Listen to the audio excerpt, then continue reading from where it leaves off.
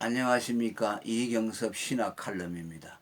오늘은 하나님은 삼위일체적으로만 알려집니다라는 주제로 말씀을 드리겠습니다. 기독교를 계시의 종교라 하는 것은 하나님은 인간의 지혜가 아닌 오직 하나님의 계시로만 알려진다는 뜻입니다. 죄로 하나님에 대해 무지해졌을 때뿐만 아니라 타락 전에도 그의 생떡적 지혜로는 완전한 하나님 지식을 가질 수가 없었습니다. 하나님의 존재 자체로 계시되는 존재적 계시가 있었고, 또 하나님의 신성이 내재된 자연 만물의 계시가 있었고, 또 여러 가지 피조물을 통한 하나님의 계시가 있었지만 그것들만으로는 하나님에 대한 완전한 계시가 될 수 없었습니다. 하나님은 너무 크고 광대하셔서 인간의 하나님 지식은 장님 코끼리 만지듯 지극히 편린적이어서 위이신 성자의 말씀 계시 없이는 제대로 알려질 수가 없었습니다. 이런 점에서 하나님의 계시는 삼위일체적이라고 할 수 있습니다. 한 분 하나님이신 성부, 성자, 성령 각 위는 오직 삼위일체적으로만 알려지십니다. 더 풀어서 말씀을 드리면은 성부 하나님은 성자, 성령과 더불어 계시될 때만 알려진다는 뜻이고, 성자 하나님은 성부와 성령의 계시로 말미암아 알려진다는 뜻이고, 성령 하나님 역시 성부와 성자의 계시를 통해서 온전하게 알려진다는 뜻입니다. 흔히 삼위일체하면 고도의 신학 수련을 받은 전문 신학자들의 사변적인 지식인 줄로 알지만 사실은 구원받은 모든 성도의 보편적인 지식입니다. 만일 누가 삼위일체적으로 하나님을 모른다면 그는 아직 하나님을 모르는 것이고, 그런 사람을 그리스도인이라 할 수 없습니다. 성자 그리스도가 창세전부터 말씀으로 하나님과 함께 계셨고, 또 그렇게 하셨던 이유도 성부 하나님을 계시해 주기 위해서입니다.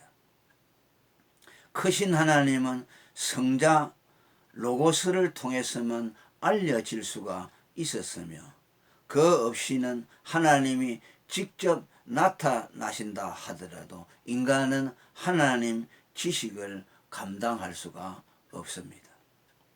히브리 12장 19절에 보면 그 소리를 듣는 자들은 더 말씀하지 아니하시기를 구하였다고 하는 말씀이 나오는데, 이는 이스라엘 백성이 시내산 하나님의 현현을 감당할 수 없었던 사실을 예로 들어서 말씀한 것입니다. 하나님이 천지를 창조하셨을 때 동원된 말씀이 바로 성자 로고스였습니다. 하나님이 빛이 있으라 말씀하셨을 때에 그 말씀이 성자 로고스였고, 그 로고스로 인해 빛이 생겨났습니다. 골로새 1장 16절에 말씀이 다 그로 말미암아 창조되었고, 요한복음 1장 3절에 그가 없이는 된 것이 없다고 한 말씀이 곧 그 뜻입니다.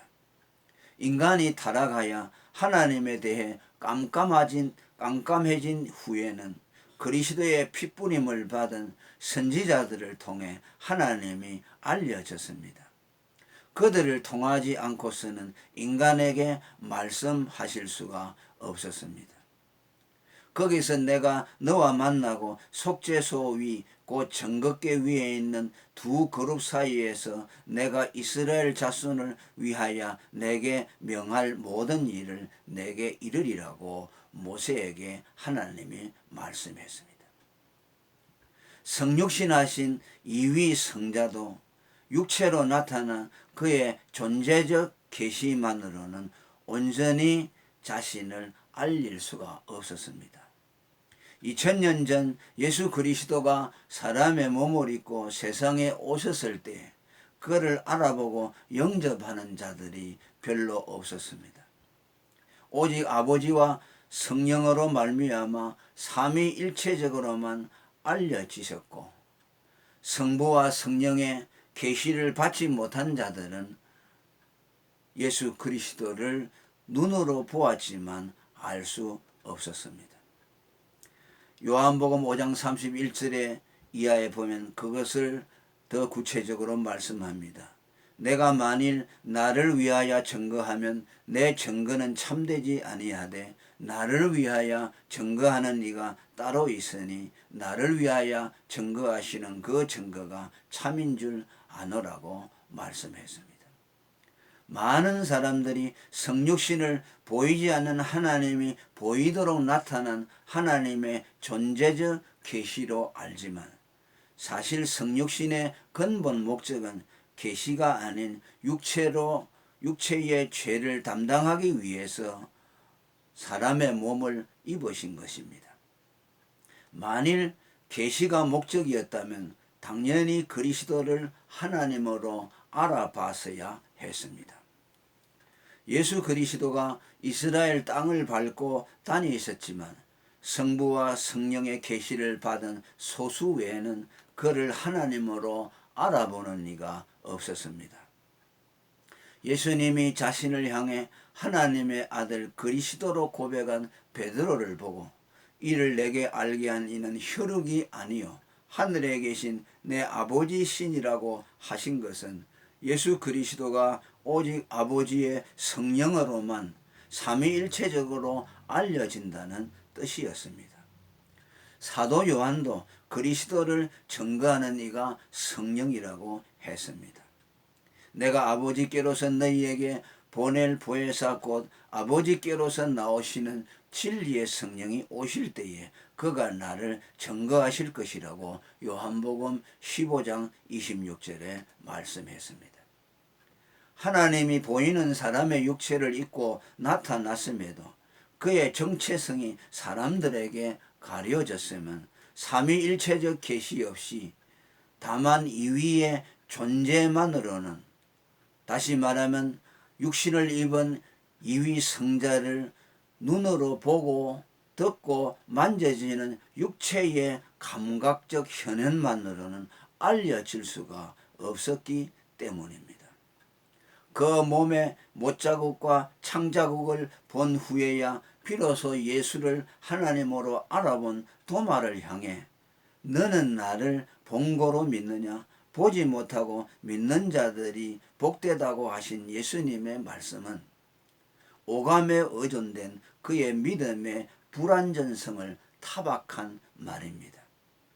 당시 사람들이 예수를 하나님의 아들 그리스도로 알았던 것은 드러난 그의 육신을 본 때문이 아니라 삼위일체적인 계시 때문이었습니다. 사도 요한이 태초로부터 있는 생명의 말씀에 관하여는 들은 바요, 눈으로 본 바요, 주목하고 우리 손으로 만진 바라고 한 것은 예수를 오감으로 알아봤다는 뜻이 아니라 성자 예수는 오직 삼위일체적인 계시로만 알려진다는 뜻이며 그 삼위일체적인 계시로 알려진 예수에 대한 이해가 마치 눈으로 직접 보고 듣고 만지는 오감의 체험처럼 확실하다는 뜻으로 하신 말씀입니다. 오늘 사람들이 자신이 예수님과 동시대에 태어나 예수님을 오감으로 직접 경험했다면 지금보다 더 예수를 잘 믿었을 것이라는 상상을 합니다. 그러나 성경은 예수가 유대인들 앞에 나타났을 때 그를 하나님 아들 그리스도로 믿는 믿음이 생겨난 것이 아니라 오히려 더 혼란에 빠뜨려졌다고 고백합니다. 요한복음 10장 24절에 보면 유대인들이 애워싸고 가로되 당신이 언제까지나 우리 마음을 의혹해 하려나이까 그리스도여든 밝히 말하시오 라고 말했습니다. 이는 보고 듣고 만지는 오감이 진정한 신앙에 이르게 하지 못한다는 반증입니다.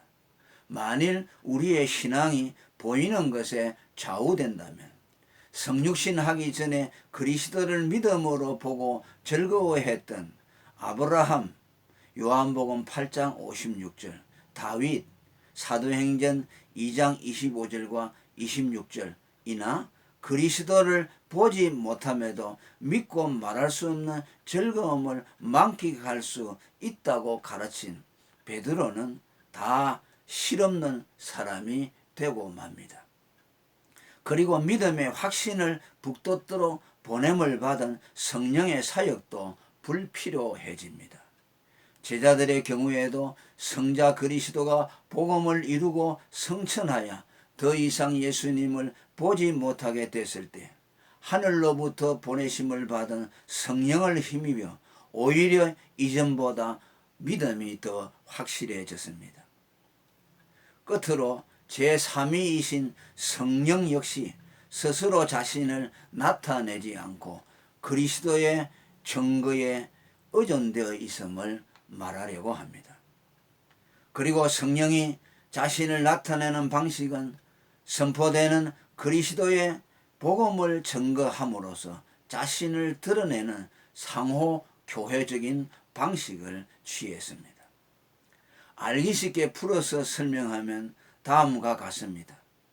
누군가가 그리스도의 복음을 말하면 성령이 그것을 듣고 저것은 내가 증거해 주어야 하는 말이네 라며 그 말에 찰싹 붙어서 그 말씀을 증거해 주는데 그 증거의 과정에서 성령이 복음을 말하는 자와 듣는 자에게 나타나게 되는 것입니다. 따라서 복음이 선포되지 않으면 성령은 복음을 증거할 기회를 얻지 못하고 성령이 복음을 증거할 기회를 얻지 못하면 성령이 자신을 나타낼 기회를 얻지 못하게 됩니다. 이렇게 복음 선포와 성령의 나타남은 불가분리이므로 그리스도인들이 복음을 말하지 않으면 성령을 실업자로 만들고 그의 나타나심도 봉쇄당합니다. 그리스도인의 복음 전파가 중요한 이유는 그것이 하나님의 구원 경륜을 이룰 뿐만 아니라 성령을 현현하게 하시는 한 방도이기 때문입니다. 오늘날 많은 사람들이 성령의 체험을 원하며 그것을 획득할 수만 있다면 어떤 희생도 각오하겠다는 결연성을 보입니다. 그들 중에는 다행히 좋은 교사를 만나 건전한 성령 체험을 하는 경우도 있지만 신비주의자나 종교다원주의자들에게 낚여서 영적인 파산을 당하는 경우도 많습니다. 진정한 성령 체험이란 한마디로 성령이 복음을 증거할 때 수반되는 성령의 현현과 연루됩니다. 복음 증거를 첫째 사명으로 삼는 성령은 그 어디에서보다 복음이 증거되는 곳에 자신을 나타내기 때문입니다. 이는 가장 안전하고도 확실한 성령 체험의 방법이며 또한 성경이 약속한 것이기도 합니다.